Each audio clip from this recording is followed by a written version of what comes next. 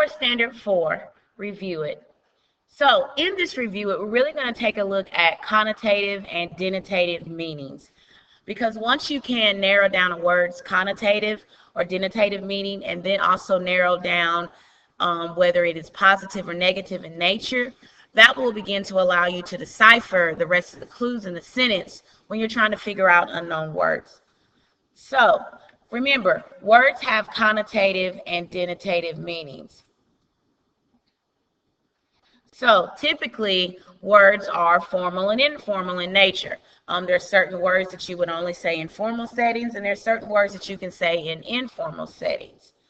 So you can, based on a word's connotative and denotative meaning, reveal the tone and the intended use the author had for it. And also, words always affect the tone and the purpose of any work. So connotation and denotation. So right here, we said, right here, when your sister calls your room a pigsty, she's not literally saying that it's where pigs live. What she's saying is a connotative association or connection. She's using that word to express your room's mess. And that has a negative connotation.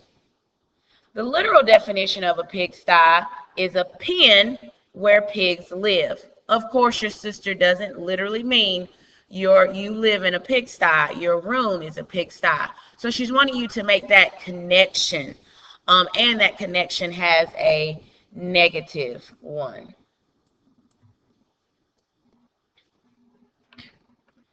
So I've got a chill. Can we turn up the heat in here? Now, is that connotation or denotation? Literally, the author or the narrator saying she's cold. So I would say, and she's asking to turn up the heat. She probably saying literal meaning chill as in cold. Why are you giving me such a chill attitude? I thought we were friends. So chill, we already know means cool. Chill attitude. So that's probably connotation. She's trying to say you're acting real distant. That guy's a real snake. I'd stay away from him if I were you. That's clearly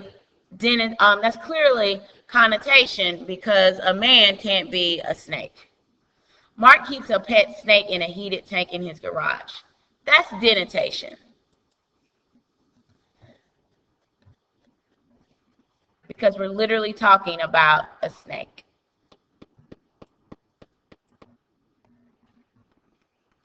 So once again, let's get into formal and informal. Formal language is going to use more complex words and strict grammatical rules. You want to use formal language when you're addressing a future boss, employer, your teacher, or principal, or you want people to take you seriously. And you always want to stick to formal language when you're writing. Informal is simpler words. Don't always stick to the rules of grammar. This is casual social conversation. Conversation you see on social media, Snapchat, Instagram, Twitter. It's typically informal in nature, unless you have a serious topic that you want to discuss. If you please excuse me now, I need to retire. I'm feeling fatigued. So that's what someone would say in a formal setting or to someone that's in a position of authority over them. Versus informal with your friends, if it's all right, I've got to grab some sleep. I'm tired. So as you can see, you're using less contractions here on formal, and you're being more casual here. Dialect and slang are definitely both types of informal language. So let's look at this, and then we're going to move on. So I do not understand the question. Will you please? That's definitely formal, because you even have please. What'd you say? Say that again. That's informal. Sir, as soon as you see things like sir or ma'am, formal. Dude, definitely not a formal title. That is definitely informal.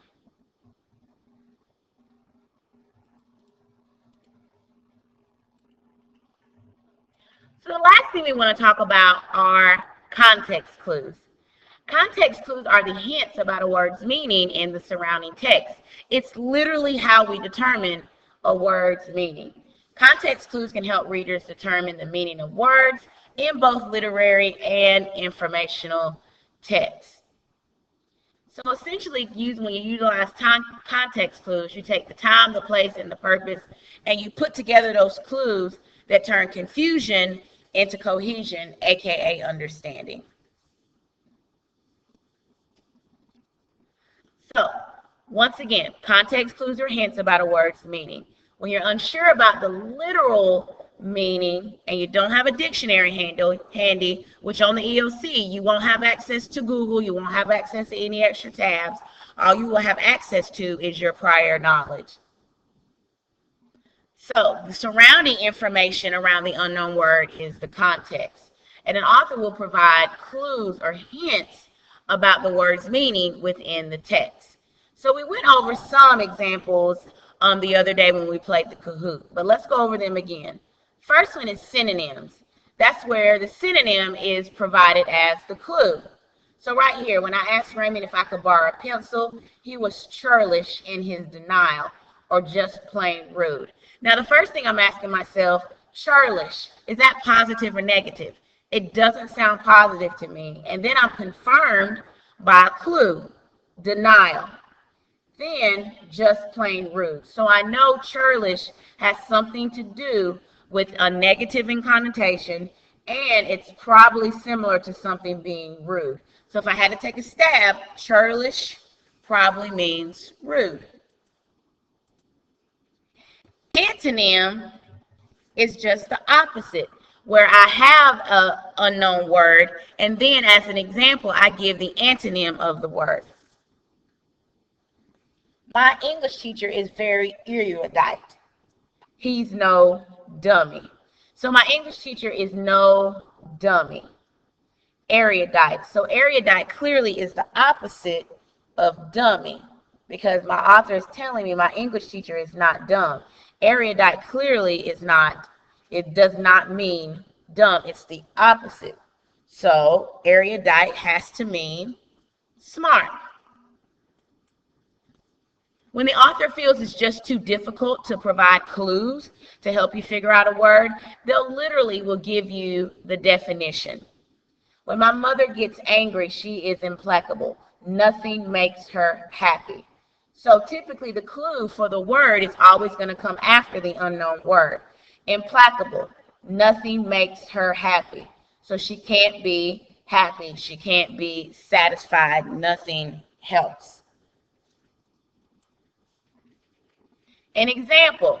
An example typically is similar to an explanation or a synonym. And it's always going to come right after the word. And typically, it's always sandwiched between two commas.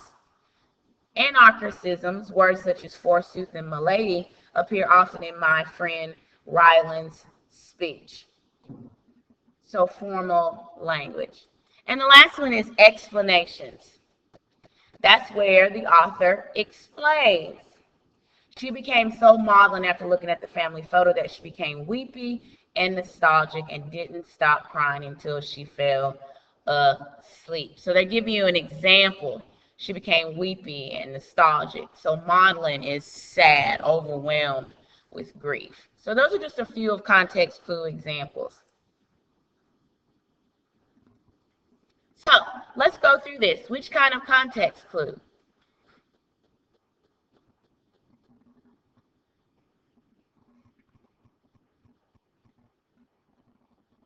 I'm going to say this one is explanation. We'll see.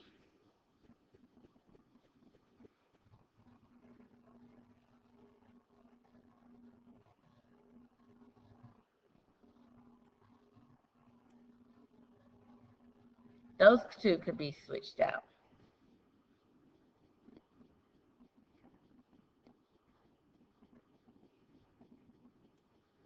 I think that's definition.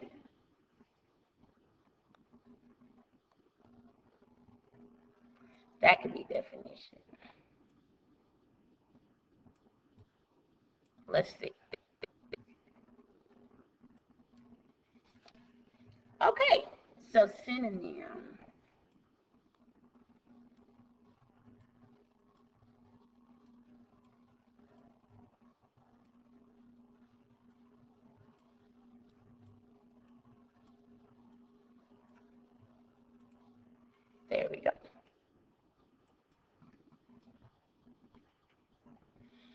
So let's try one more.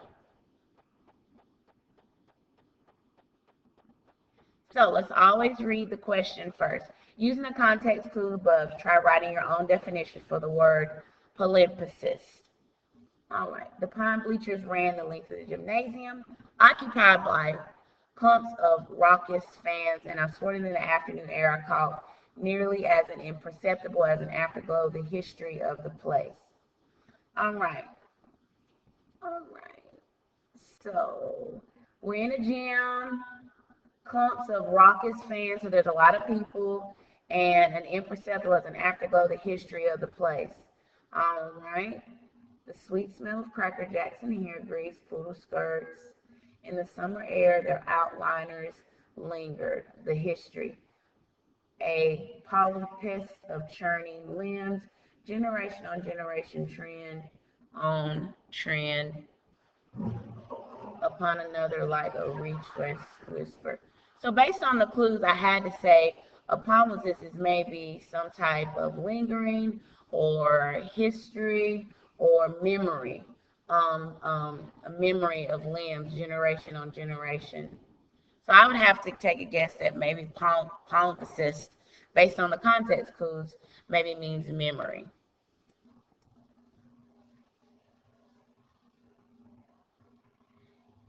Let's try one more.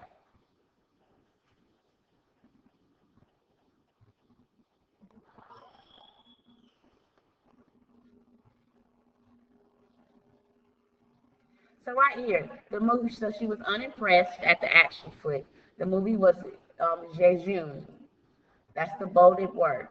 All right, certainly not something that made her think. So it maybe even bored her. So clearly, Jejun is not positive in nature. Then we further see most movies are dull in the maturity stage, she thought, so she could hardly find him completely at fault. Afterward, he drove her home. She couldn't get the car. He called for a second date. She hesitated. She decided to give him a second chance. But the movie was not thought-provoking. So what's the most helpful? So the word jejun means devoid of interest or significant. Yeah, so the word jejun, not, it wasn't thought-provoking. It did not interest her. So what clue from the sentence helped her figure that out? I'm going to go with she was unimpressed with the movie. So I'm eliminating this and this. So we're talking about the movie. So it's either this or this. Let's see. So since we were talking about the movie, it had to have something dealing with the actual movie.